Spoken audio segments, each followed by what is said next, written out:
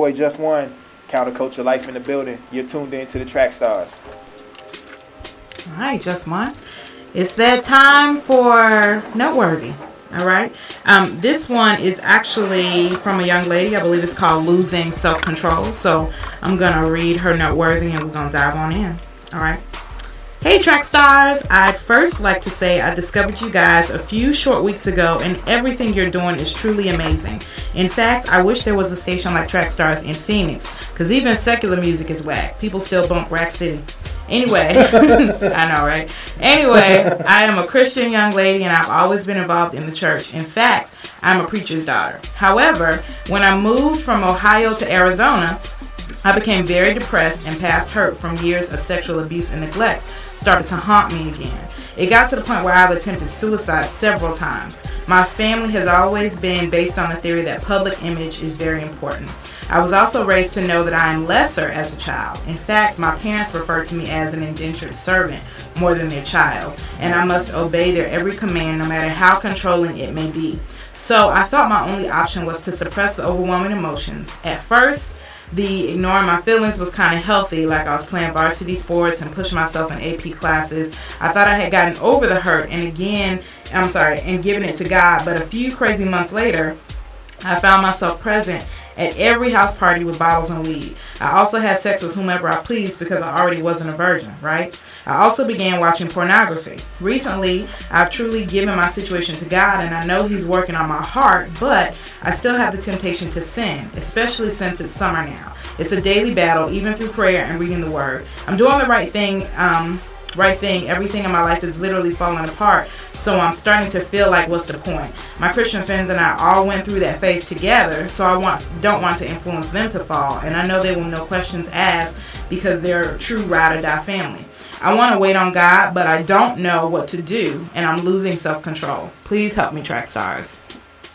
What y'all got? Wow, I was thinking this was just beyond deep when I was reading this when it first came through. Man,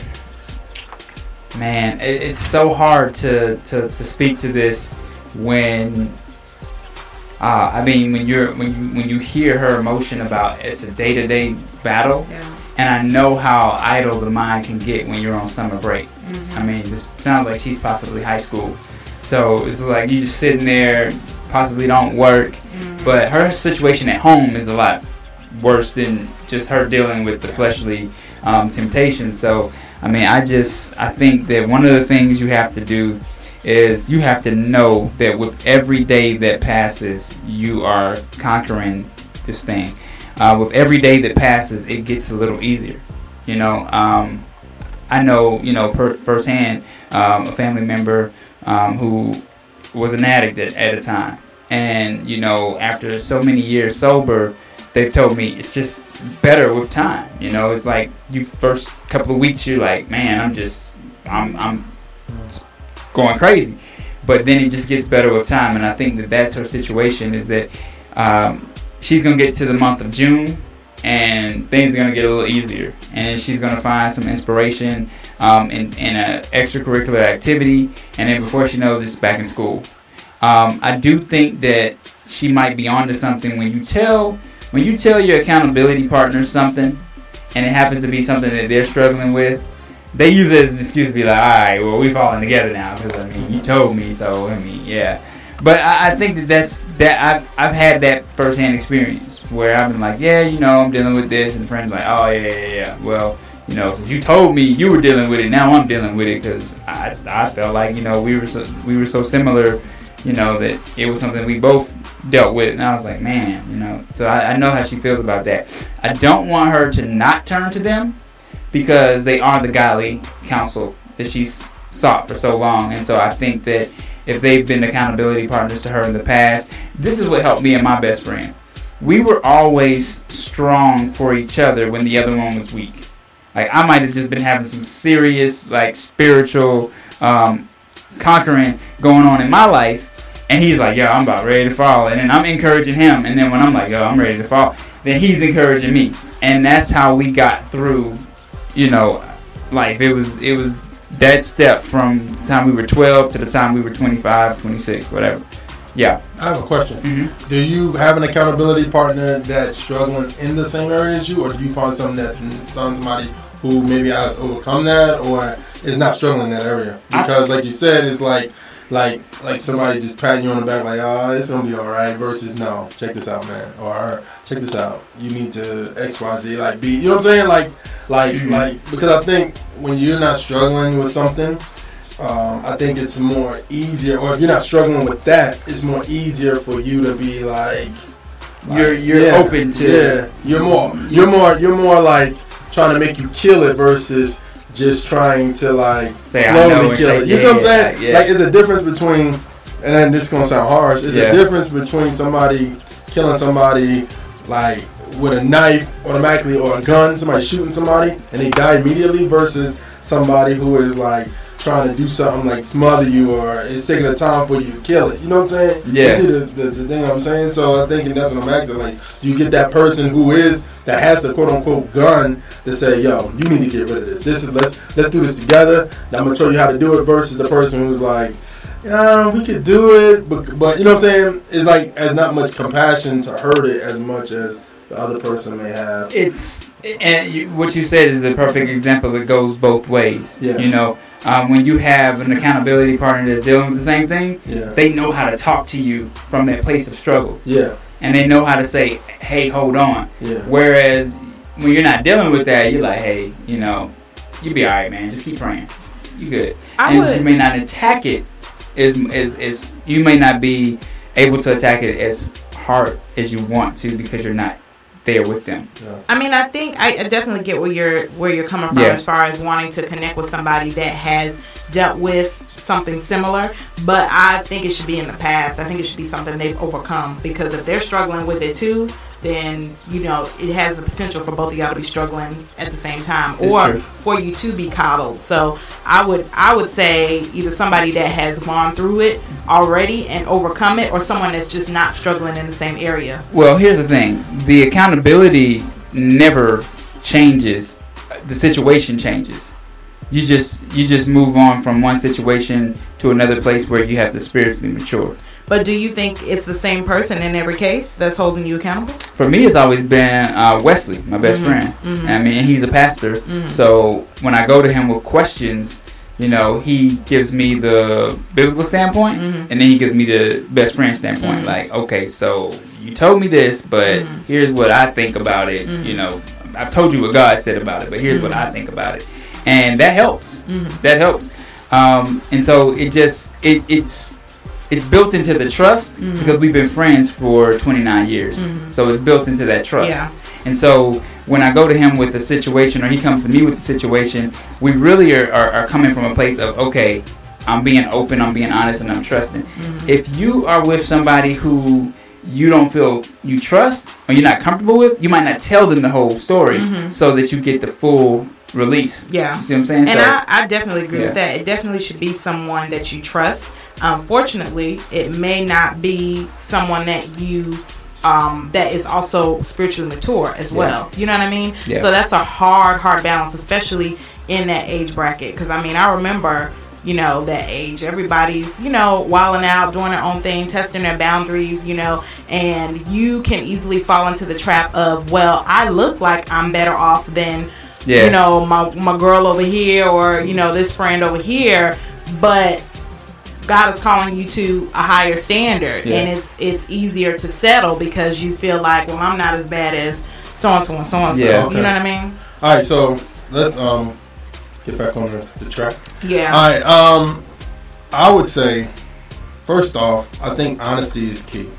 For some strange reason, and I mean, to a certain extent, I think every Christian at a certain point in their life has put that mask on to pretend like everything's all right when everything is not. I'm thinking about the part where she talks about her family and making like everything's good, and you know what I mean. I think that part you literally have to. And it's hard because when you're, I mean, I can't speak because I'm not a PK, but when you're a PK is more pressure on you because the church is looking at you to keep up a standard because who your parents is. And is that right? No, it's not right at all. But it's is something that like the standard, but you're not trying to get to the standard. And the pressure is wrong. I would say the pressure is wrong to make you try to fit into that box and stuff like that. But in my personal opinion, I feel like you know to do right. So I would say just be honest to where you are and tell your parents honestly. Like tell your parents where you are. Like, hey, I'm perfect.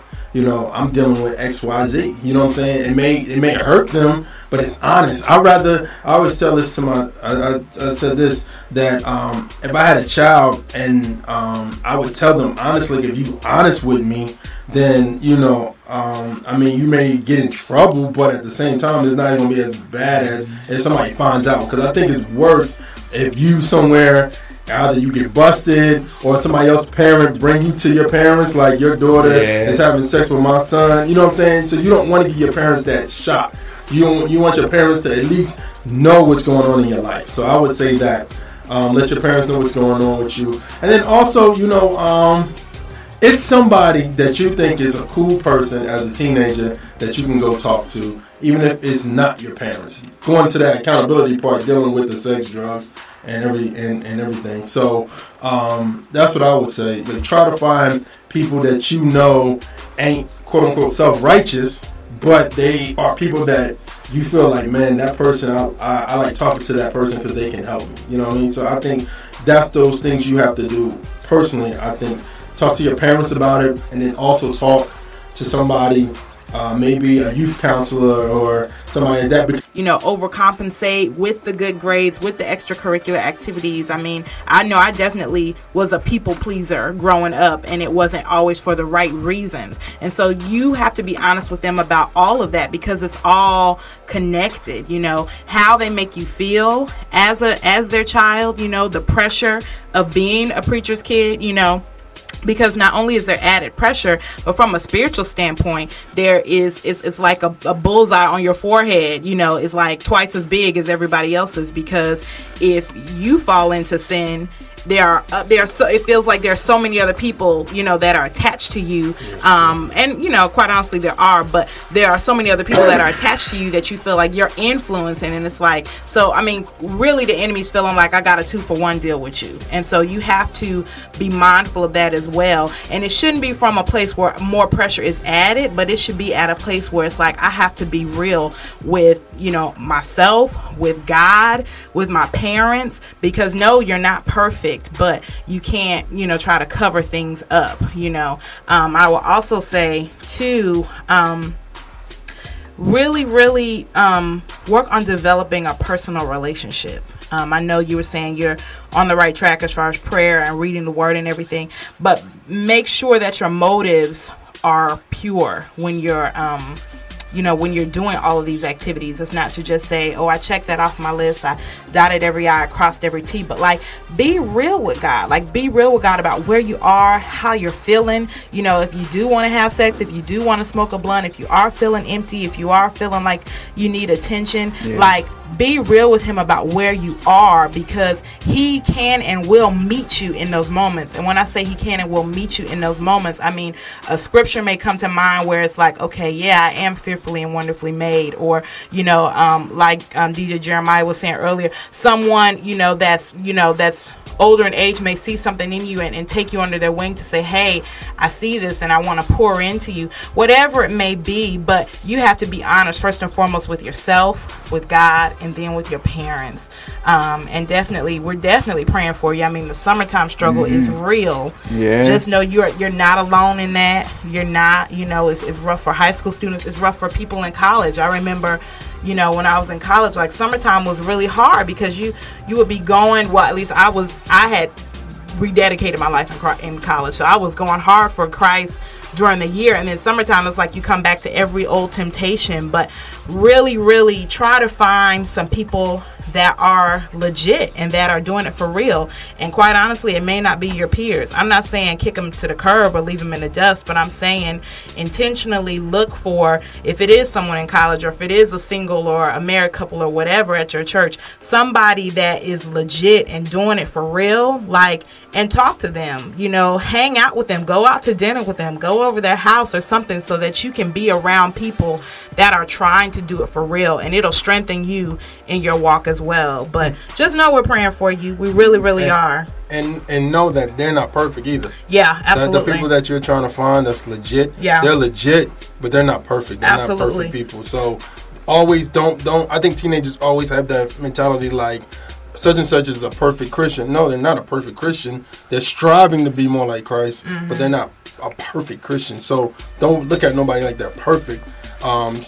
Just look at them as God used them to help me to get out the situation, and I can learn from them. But they're not perfect, because at the end of the day, we could talk about that too. Is like, once you start meeting other Christians, you put that mask on, and then when you feel comfortable around them, you may see something. You're like, oh snap, you know what I'm saying? But at the same time, just know that in your mind that they're not. They have flaws too that they're working on as well. What makes a Christian legit is not that they get everything right, but it's about they're honest about where they are, and they genuinely have a heart to please God. So no matter what, if they mess up, if they don't, they're constantly pressing forward to please God. It's not a, oh well, or I'm going to do this on this side, but it's like, no, I really want to be right with you, God. And sometimes I get it right, sometimes I don't, but I'm going to keep trying. I'm not just going to settle for whatever is most comfortable or what's most easy.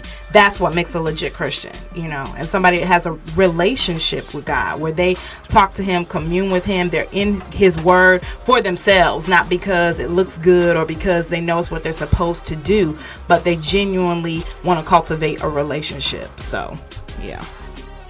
Anything else on that? That's it. Yeah. All right. So, prayerfully, that helps you. You ask for our advice. Thank you for listening to the show. Continue to, submit your noteworthies to us. If you want to follow up and you want to, send us an email about how you're doing, and, you're more than welcome to do that as well. Yep. Keep us posted. All right. That's it for Noteworthy.